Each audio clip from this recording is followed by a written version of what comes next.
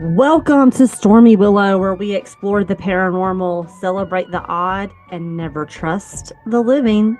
I'm your host, Sarah, Tarot Tater. And I'm your host, Adele, killing you softly. Oh man, I love that. Love a tater, love a tarot. Yep. I see taters in my tarot reading. Listen, speaking of taters, happy Mother's Day, belated Mother's Day to all you moms out there. Our mom wanted Bojangles for Mother's Day. She wanted a gravy biscuit, and then she wanted Steven to make her his famous garlic mashed potatoes. So she wanted taters and biscuits, and she got it, man. I was like, okay. I Sounds mean, it's great like to me. it's bow time. Yeah, I've been seeing Bojangles out there on the road for this like music festival season. I'm so Like, jealous of all the stop people here. getting. Yeah, they have like Bowberry biscuit. I'm just like this. It's so nice out, and I'm like, what can make this better? A bow box. A bow box. It'd be so great if a music festival comes your way and like, oh, are you here to hear this band? You're like, no, I'm here for Bojangles. I don't even know who these people are. Actually, it's funny. I'm only gonna segue for a moment, but we were on the way home the other day. It was the day whenever you said something about Tom Petty, but we were listening to Tom Petty on the way home. Oh And yeah. then I was like, I saw Tom Petty by working Bojangles band boosters. That's right, we did. I mean, we didn't get to really enjoy it, but we did. I mean, we did get to see. We got I to mean, see him in alive and in the thanks, flesh. thanks to Bojangles, not only do we get to hear awesome music, we got to go on band trips. So thank you, Bojangles. Yeah. Thanks Not for only, supporting our Blue Ribbon School. not only you would support our Blue Ribbon podcast. It's just, I mean, it's a community, really. It's more than just a bow box. Well, speaking of communities, I got a real funny story for you guys today. A funny booger news story, that is. Okay. Well, it's all booger news these days. That's true. Like, give me, you know what? I think we should change this. We need to like find me something that's not booger. I don't think you can do it. That's the real trick. And see if we could do it. Like, did you find some real non-booger news? Let me tell you about this. Let's go back. Let's go to Pang, Germany. All right. So things got real tense in the Alps this weekend as nearly 200 grown men in leather shorts engaged in what can only be described as aggressive pinky warfare.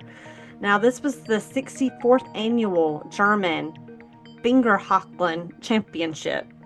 And I feel like Rosen Island was definitely there. I hope. Uh, so disputes were settled the old-fashioned way back then. So sweat, shame, and a little shredded knuckle joints, and then it became like this championship. So you have these men, grown men, suspenders, lederhosen, whole thing, and they basically like enter into these bars like alpine gladiators, like ready to take down somebody with their finger. So this is it's just crazy. Like, so if you're a participant, you're gonna hook your middle finger across a leather strap and then you yank it like your reputation depends on it. So just imagine the Your fingers that middle are finger? broken. Yes, so you hook your middle fingers across a leather strap and just like yank. Oh, so you're just trying to yank someone's finger out of socket. Pretty much, pretty much. But Adele, guess what?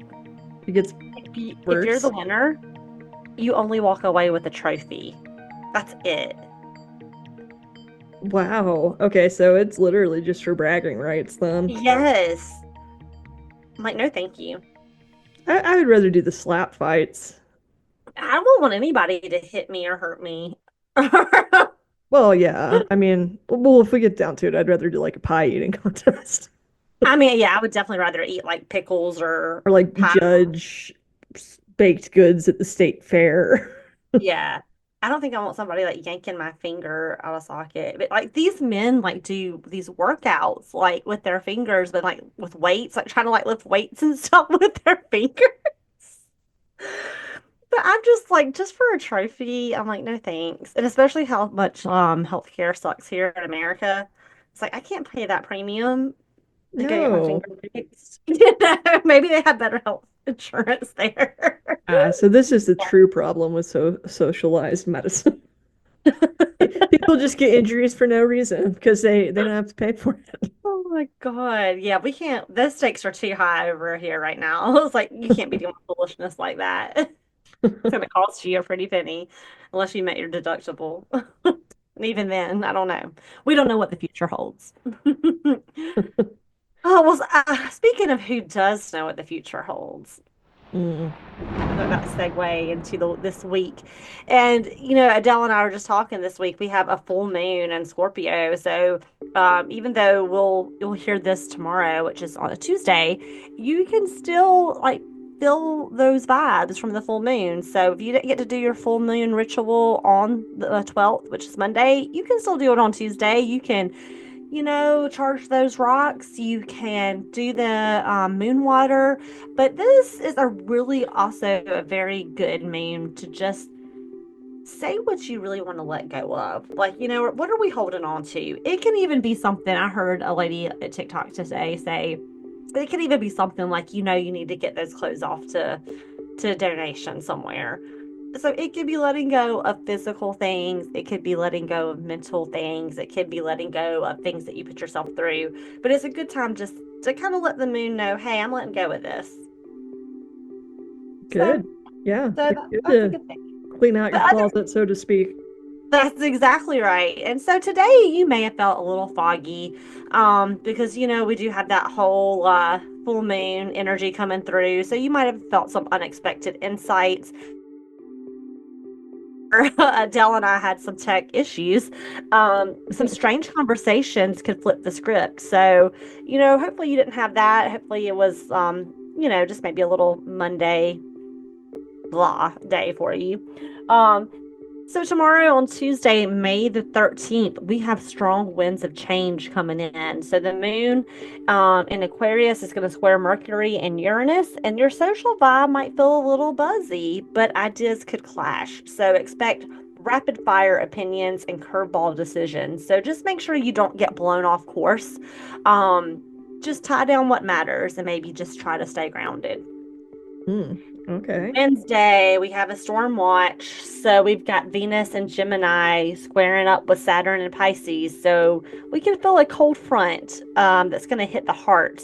So this might be a real reality check sort of day. You might have to, some awkward boundaries you need to set. You might have maybe spent too much money on something you shouldn't have. So you might feel a little financial guilt. So just write it out with compassion, not denial. You could be like, yeah, I really I didn't need to get that collector's gremlin thermos, but damn it, Mm. it. So let it Yeah. go. Whatever. It'll be worth it in the end. It's all fine.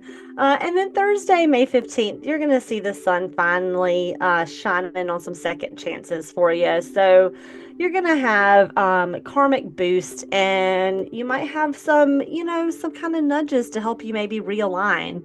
So it's going to be a good day for you to pick the weird idea and maybe an unlikely ally or the path you doubted first. So it might be that one thing where you're like, I would never want to do this with that person, and then it just kind of actually work out that way. Oh, so Strange it's things like can happen. a Blair and Joe kind of It could be like a situation. Blair and Joe kind of friendship. You never thought. Mm. Or I'm perfect excited strangers. to find out about that. Yeah, me too. Well, that's going to be on Thursday. And then Friday, we have an emotional tornado watch. So your feels might get a little heavy, your dreams may turn to pressure, and obligations may feel crushing. So it's another good time to clean house internally and externally. And I feel that that's the second time that's come up this week. So today and Friday. So they're kind of like bookends for our week. So I really feel like universe is saying, clean it up. Like, get rid of what's not serving you. We don't have time right Think now to about be bogged down Court. with it. That's right. That's right. And then guess what? On Saturday, we have a magical weather window. What?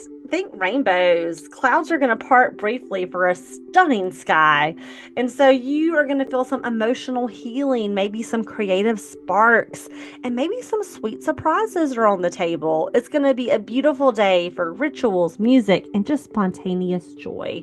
So Saturday sounds fun. I'm excited about that. And then finally on Sunday, May 18th, we have a solar flare.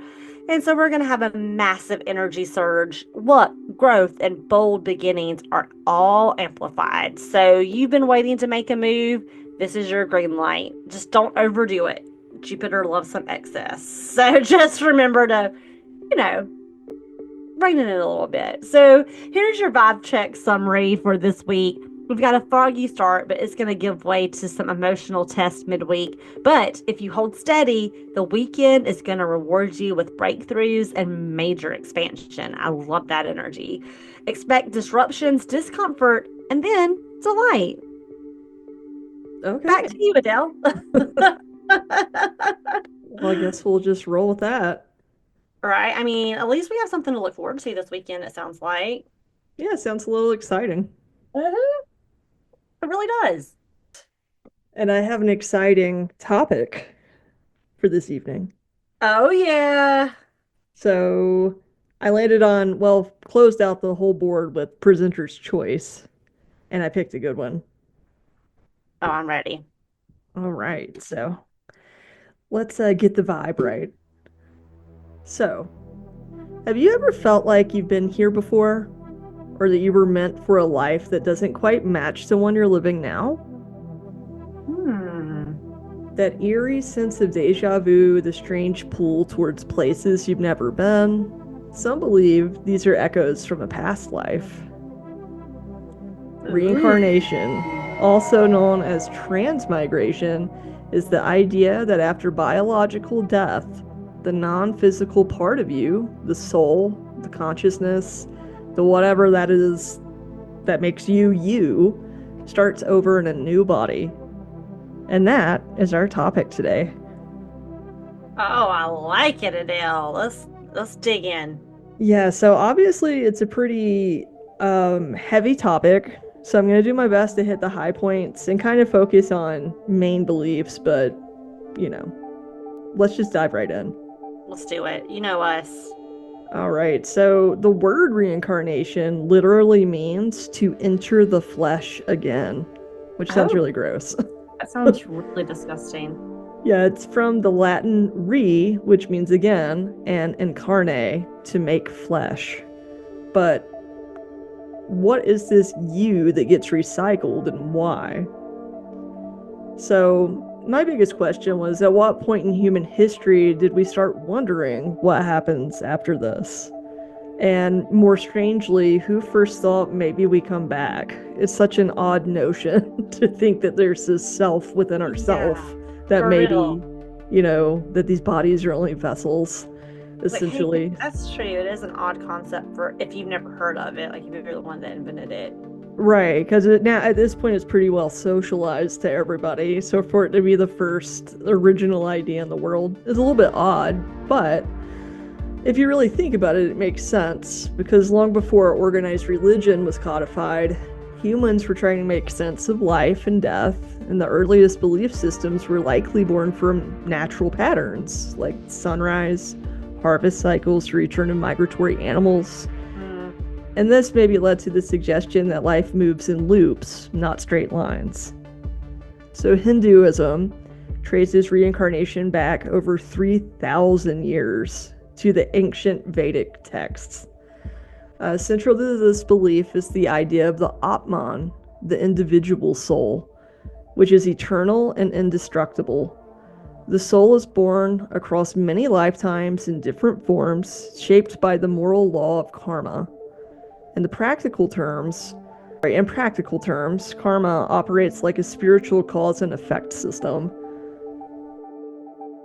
Acts of generosity, truthfulness, and compassion are believed to lead to favorable rebirths, while harm, deceit, and selfishness result in lives marked by hardship or lower spiritual status.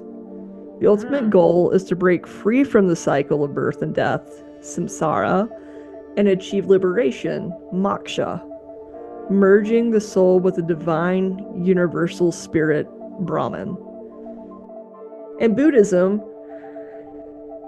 which emerged in India in the 5th and 6th century BCE, adopted many of these ideas as well, but there are key differences. So most notably with Buddhism, it rejects the concept of a permanent soul. So instead, it teaches the doctrine of anatta, or no self, which directly contrasts with Hindu concept of atman. And while Hinduism posits a permanent soul that journeys towards spiritual union, Buddhism asserts there is no unchanging self to carry across lifetimes. What persists is a stream of consciousness, shaped and propelled by karma, reborn not as a fixed soul, but as a new configuration of a mental or physical element. So it would be like, all right, tell me if I'm getting this right. So Hindu believe then that you would, okay, say like you pass away, right? Like you immediately, like based on your karma, like your soul immediately comes back. Like there's no like wait time, like a soul school, or maybe you won't come back to Earth. Yeah, it seems like less of an emphasis on the afterlife, like you have with Judeo-Christianity, I Yeah, suppose. and like Dolores Cannon teachings. But then I guess it goes back to like what is time? Right. And I'm not saying there So, might not be like kind of between realms and things like right. that. I Okay. mean, there's a lot going on. I don't want to like misrepresent any of these religions. But I think it's more of an emphasis on the reincarnation aspect Like more so where than you lingering go, in an like when afterlife forever. okay, like whether or not you're gonna pay karmic debt for what you did or not. Right. It's like whereas Christianity, and I use that as the example just because hello, we're in America. And that's what I'm most familiar with. But you know how it's kind of like you're judged and all of that happens after you pass. Right. I think this is more of you kind of reap what you sow, life over life, if that makes sense. Yeah. So it's almost like judgment in the next carnation because the way you were before dictates how you're reincarnated. Yeah, I like that. Judgment in the next carnation. Yeah, it's kind of how it works, if that makes sense. Yeah. It's not so Makes linear like Just Christianity. kind of like the season cycle. Yeah, like a phoenix. Yeah. A rebirth, if you will. Yeah, exactly. So There's your sign to take a chug a look. The jumping jack or something if you're going the healthy route. oh boy.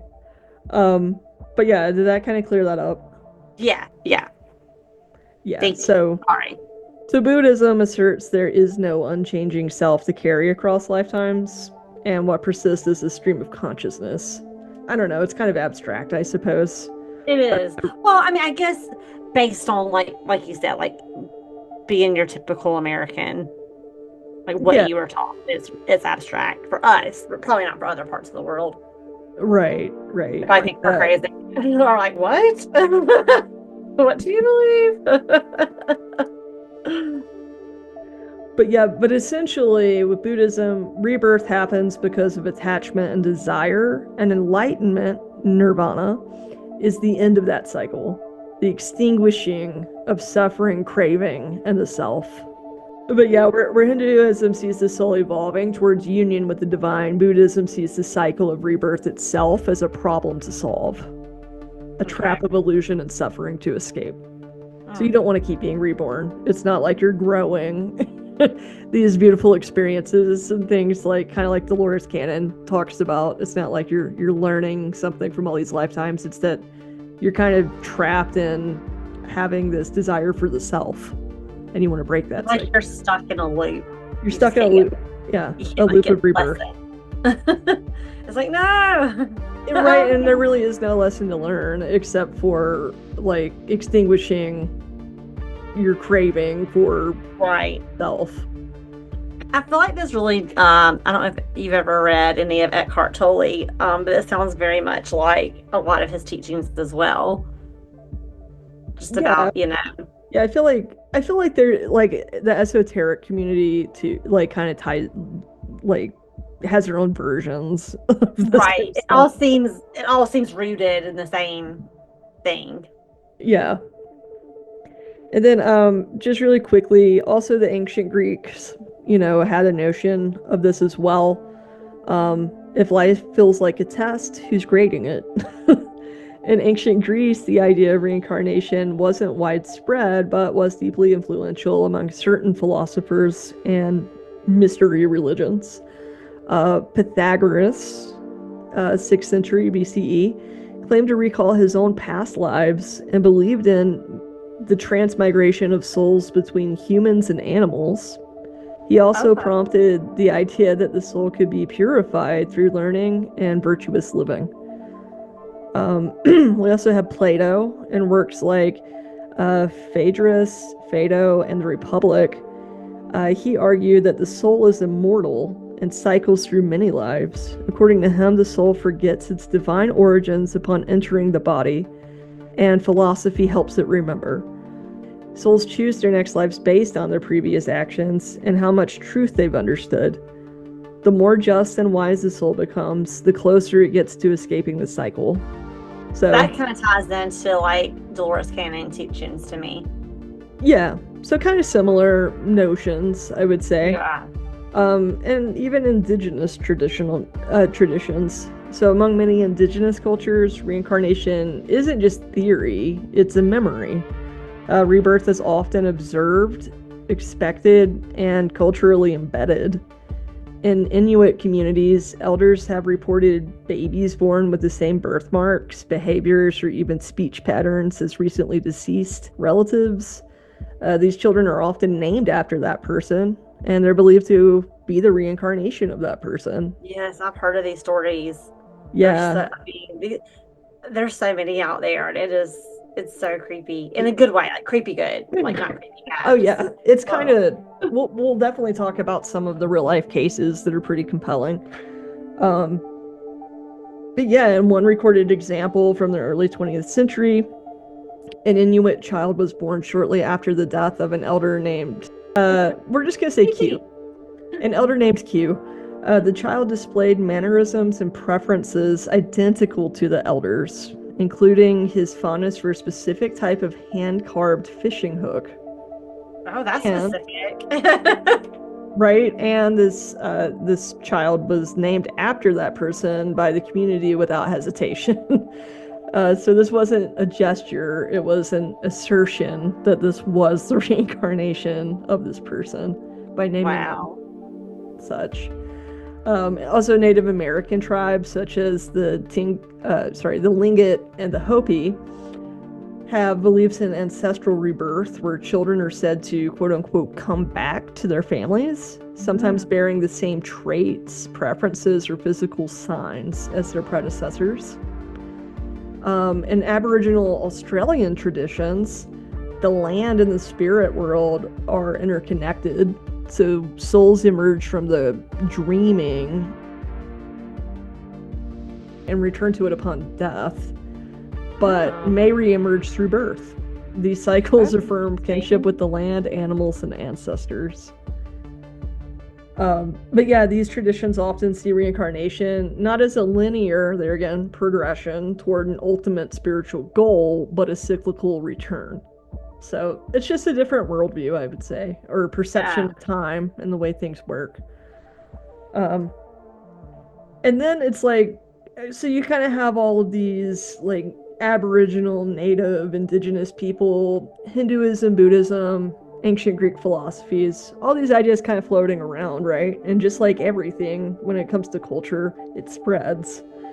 So reincarnation has made appearances in spiritual systems across the globe. The concept appears in Jainism, where nonviolence and spiritual purity guide the soul towards liberation from rebirth. Taoism includes beliefs in the transformation and rebirth of the soul, often tied to cosmic balance. And even among ancient druids, Roman accounts suggest that reincarnation was part of Celtic teachings, with warriors believing they would return in another body. So, even actually early Christianity, certain sects like the Gnostics entertain ideas of a soul cycle. But the institutional church declared reincarnation heretical at the Second Council of Constantinople That's a tough in one. 553 CE, and aligning instead with a linear cosmology: one life, one death, one judgment. So, AKA, maybe I'm the boss. This is how I get you to follow me. right. All right, so then we have the Abrahamic faiths and the rejection of rebirth, kind of what we just mentioned. Judaism, Christianity, and Islam. So those are the Abrahamic faiths I'm talking about. Emphasize a clear timeline of birth, life, death, and judgment. This linear structure places the soul in a singular narrative arc with eternal consequences. However, fringe or mystical offshoots kept the door cracked open. So you have Kabbalah. The Jewish mystical tradition speaks of Gilgal, the cycle of soul reincarnation for spiritual repair. And you also have Sufi Islam. It contains metaphorical language about soul travel and unity with the divine, which some interpret as reincarnation adjacent. These minority views suggest that while mainstream doctrine closed the case, spiritual curiosity never really died. So you still have some curious folks, even within those religions that are more linear. All right, so we've covered kind of the religious view and the origins of where reincarnation came from, but what is the soul and what is consciousness? I think if we bring it to today, is the biggest question. If I would dare say that's the eternal question. What is it? Yeah, that's the $1 million question right there. Yeah, so is there something in you that survives death, or are we just very fancy meat puppets with Wi-Fi brains, essentially? Ugh. So religious perspective. So Christianity and Islam view the soul as a divine essence created by God, destined for judgment and eternal outcome. Hinduism describes the soul, atman, as a fragment of the universe, and it's journeying through lives towards spiritual reunification. And Buddhism asserts there is no fixed soul, only a stream of consciousness shaped by karma, reborn until enlightenment ends the cycle. So that's kind of the breakdown of these religious views. And esoteric views like Dolores Cannon and others are also going to be represented here. So Dolores Cannon, we mention her a lot on the show. She was a regression hypnotherapist, and she believed we could create what we call soul contracts before birth. And these soul contracts map out challenges, relationships, and key life events with the purpose of spiritual growth. So Earth, in her view, is not just a school, it's one of the toughest schools in the universe. Souls who come here are seen as brave, taking on emotional, physical, and spiritual tests to advance to higher states of being. She identified different types of souls, including quote-unquote volunteer souls. These are beings from other dimensions or planets who chose to reincarnate on Earth to assist in humanity's evolution and raise its energetic frequencies. These souls, she said, often feel like outsiders or experience early life trauma, aka the gays. Are the volunteer souls trying to make this a brighter, happier place. And the allies, of course. I was like, hey. You guys know you're part of the community. We have the whole alphabet, for crying out loud. But yeah, her works also describes the Akashic records. I think we've talked about those. Did we do an actual episode on the Akashic records? I feel like we did. We might. It's a tough one. It's crazy. Yeah. Yeah, I mean, like you could, a lot of the topics I'm talking about today, we could spend a whole episode on. Oh, So yeah. it's super abbreviated. Um, but yeah, the Akashic records are essentially a metaphysical database that contains the full history of every soul. So all your past lives, decisions, and karmic imprints. And through deep hypnosis, Dolores Cannon claimed the clients could access these records and even receive guidance from their higher self. A wiser, non incarnated version of themselves is what we mean when we say higher self. So it's still in the spirit realm, if you will. Um, in this worldview, death isn't the end of your story, it's just the moment your soul checks the scorecard. It decides what lesson comes next. So, I mean, it's almost like not even a big deal, like through her view, which is very comforting, actually, I think. Yeah, I think that if you haven't listened to our episode on Dolores Cannon, definitely check it out. Or just you can find tons of YouTube and all kinds of stuff about her. But she just gives me comfort. Like when I'm having a really hard time, like like when we lost Herman, and just different times, like when we lose people in our lives, like I always end up going back to listening to Dolores. She gives me hope. I like her view on death. Yeah, she was a very wise and logical woman. Like a lot of what she says just makes sense, and she can at I least. mean, and way ahead of her time. Like she was talking about these things, I feel like before it was maybe so mainstream to talk about it, Yeah. like selling out conferences and Yeah, she was definitely a pioneer in hypnotherapy, I think, or past life regressions. yes. So, I love her. she's a very fascinating figure. Um, so yeah, I wanted to include her view because she does talk at such depths of reincarnation and the soul's journey, essentially. So I had to include her point of view. And then we also had the scientific angle. So according to scientists, consciousness, the part of you that thinks, feels, and experiences the world, is still one of science's biggest mysteries. Scientists know how the brain works mechanically, but not why it creates a personal inner world. This is called the hard problem of consciousness. So, why do brain cells firing lead to thoughts and feelings? Some theories say consciousness might not just come from the brain, it could exist outside the body too, like a signal a radio picks up. This is called non local consciousness. Then there are near death experiences, NDEs, as we in the biz call it, um, where people report vivid memories or visions when their brain shows little to no activity. Some call it hallucination, others say it's a glimpse beyond.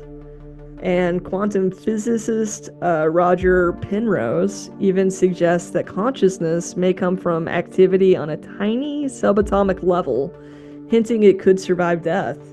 But none of these ideas have been fully proven yet, and science hasn't confirmed reincarnation.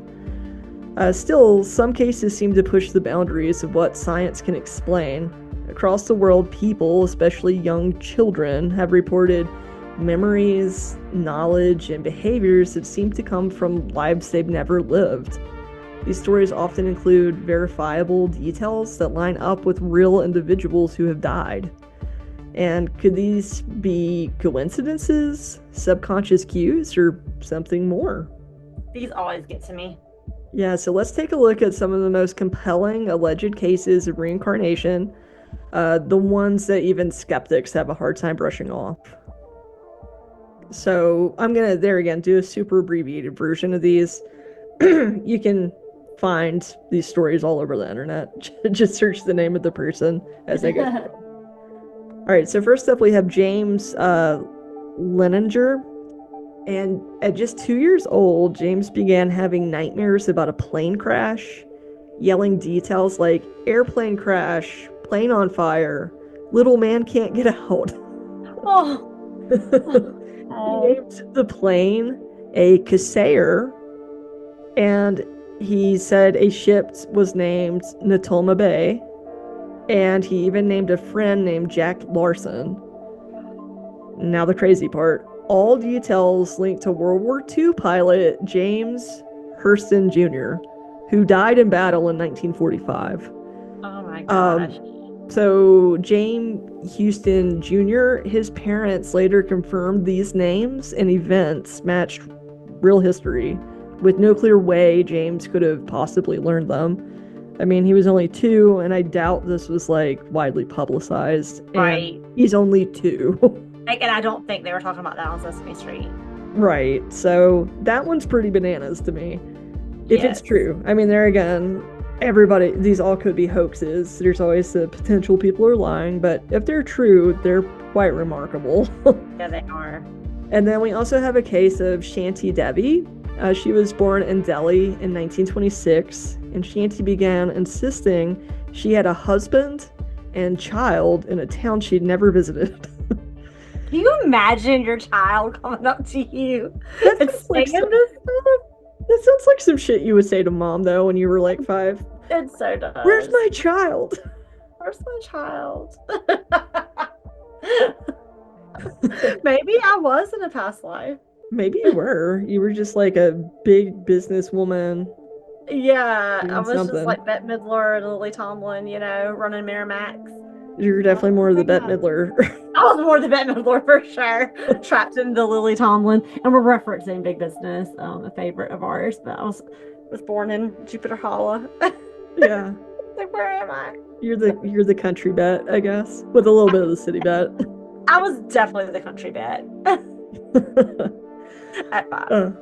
But yeah, let's see if Shanty's country bet is similar. But she described her former home in Mathura and gave her husband's name. When investigators took her there, she recognized streets and people, including her past life husband, That's crazy. and recalled intimate details from a previous life that had ended in childbirth. So, wow, that's just like absolutely bonkers to me. And it's 1926, people, and James, the prior one, was in 1945, so it's not like there's the internet. Yeah, like that is a good point. You couldn't be like, oh, she saw this and got obsessed and was able to, yeah, Yeah. no, this is crazy. Yeah, and then I just have 2 more. There's also the case of the Pollock twins. So after losing 2 daughters in a car accident, the Pollock family in England had twin girls a year later. The twins, Gillian and Jennifer, began identifying toys that had belonged to their deceased sisters and showed a fear of cars. Jennifer had birthmarks in the same places as her late sister Jacqueline. Mm. As they grew, their behavior mirrored their sister so precisely it disturbed even skeptical observers. So I don't know. That one doesn't have as much like whoa, like trippy stuff, but I'm But assuming still, I think it does. it's pretty uncanny, the likeness, and I don't know. That's pretty Yeah, odd, the random fear of cars. oh, And last we have Dr. Ian Stevenson. He was a psychiatrist at the University of Virginia, and Stevenson spent decades researching over 2,000 cases of children who claimed past life memories, and many of these children named specific people and places, showed phobias linked to their claimed past deaths, or had birthmarks matching injuries of the deceased. His work, while controversial, is widely respected for its rigor and open-minded methodology. So, I mean, he looked at 2,000 cases that's a and lot. found a lot of uncanny similarities. So, thank you, Dr. Stevenson, for at least trying to study this. Yeah, it's Um, wow. These stories, it's just Oh yeah, crazy. I mean this is just a handful. Like there are so many accounts of these types of stories.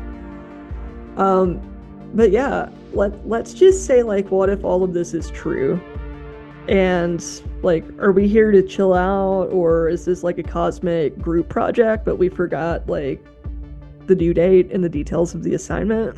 Oopsie. So That sounds like me. right, I think we all kind of feel that way if there is something to this all. So religions like Hinduism and Buddhism frame reincarnation as a path to spiritual progress, whether through karma, purification, or enlightenment. So you grow, you evolve, and eventually break the cycle. That's the whole idea. And science remains cautious. Some say reincarnation is comforting fiction, a soft landing for our fear of the oblivion. But others, including the famous astrophysicist Carl Sagan, who believed the best documented cases at least deserve further study. So he still considered a lot of these cases to be a head scratcher. And of course, Yeah. we have Dolores Cannon, who took it a step further. According to her, souls volunteer to be here. Earth is a 3D school for emotional growth, energetic healing, and spiritual homework. And every life is a lesson. And until you get it right, you're coming back. Oh man, I'm Um, with Doris. but as for Stormy Willow, well, our take is I don't know about the rest of you, but we came back for the Bojangles. That is true. I was probably in like the other realm. I was like, I'm done. And then I started thinking about those Supremes, those seasoned fries, and I was like, maybe I'll do one more trip. I guess life's worth it. I'll do another semester. I bet I was like, no, I'm not doing this. Not one more time. They were like, we'll put you in South Carolina and you're a Bojangles. And I was like, last time, damn it. Uh, I bet you I bet you that is in your soul contract. I'm like, I bet you're like, put that in writing. That needs to be Amendment 1. I was probably like, Dolores, put it in there. I'm not coming back I'm not coming back if I'm not within 10 miles of the Bojangles. It's not happening. And I mean, I think this will be a hilarious joke, but I will just tell my soul family or whoever's there, I would like a bow box waiting for me when I return, and I will laugh and remember the joke. Oh my But gosh, yeah, that's this is hilarious. some other real quotes from kids allegedly remembering their past lives. They're just kind of creepy and funny. Because like Uh, here's this little kid saying this stuff, and you're like, what? yeah, just imagine a little kid saying this. I remember the blood, but it was quick. um, you're not my real mom. My other mom died in a fire. Shit. And last one, when I was a soldier, I got shot in the neck. I don't like collars. And Uh, what does a parent say? I mean, you just got to be on. Like, I don't know what I would say. I guess just I get would the be kid freaked out. t-shirts. I would be freaked out. Yeah, it would be pretty freaky. Try to Um, stay calm. but final thoughts to bring this on home. As the great Morpheus from the Matrix said, there's a difference between knowing the path and walking the path. And while a soul may know the path, it needs us as skin suits to walk it. So there you go. Well, put on your walking shoes. Yeah. So that in a nutshell is reincarnation. That's a lot to swallow, Adele. Yeah. A hard pill, you might say. A hard pill, you might A blue, say. a A blue blue pill. pill. But I guess maybe it's just a good lesson, just to live right. Because you might be coming back, and if you're sowing some bad energy, you not like what you come back as. Just saying. Yeah. Yeah. I mean, maybe you don't escape all this shit when you die. It goes Yeah, with like you. I don't know. it's like Beetlejuice. Like I mean, do you think you just sit in like that waiting room, Maybe. waiting Oh for your God. number to be called? It's like, damn it. If I end up dying, and I swear to God, it ends up like end up at like a cosmic DMV, I don't know what I'm gonna do. Hey, if I have a cosmic bow box, though, I'm good for a little Yeah, bit. but if I don't have a cosmic bow box, I'm just hanging out in like an establishment like that, waiting for my number to be called. Oh man. Oh. Maybe if you're good, you get to go ahead of the line. And if you're bad, you have to wait, like Beetlejuice. Right? I mean, there's that thought too. I don't know. Or maybe I, you I'm not a scholar. or maybe you get like frequent flyers if you have to constantly redo this because you never get it right. So it's like, It's like oh, you could go on, you could skip TSA. Come on through. Yeah, you You just know, got you a fast pass. yeah, you get a fast pass. It's probably that same Travis that always dies in like a motorcycle accident or doing like a Like, stunt. He Travis, just come keeps coming on, back as the same come guy. on. Oh my God. Just Come on, like quick we don't even need fire. you. We don't need to see your ID. Come on through. Oh God, you're already back? That was What'd quick. you do this time? Oh, Ugh, man, you never know. You never know, guys. you don't. That's a good one, Adele. I always enjoyed these topics about what happens when you die. Yeah, what allegedly happens. So I don't know. It's either everything or it's nothing. There you go. There you go. Oh, well, I guess we really don't need to spin the wheel because we know what I'm going to cover next week. Yeah, you're taking our listener request. Yes. So we do take special requests here, guys. So if you don't know us, send us an email or put something on the social and let us know. And we're always happy to add it to our percenter's choice that we're gonna kick off and see how it goes. Yeah, it should be a good one Not percenter's choice, I'm sorry, listener's choice. See, I'm not even used to saying it. because it's our show. Just kidding. Just Oh kidding. my gosh. Well, guys, as we say here on our podcast, please stay safe out there Stay curious. and never trust the living. The living. They're always Percent. coming back.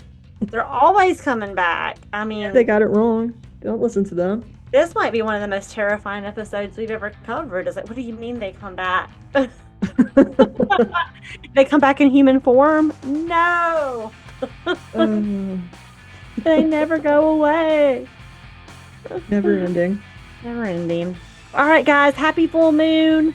Hope that you're well, and we'll be back with another story next week. Later, taters. Bye.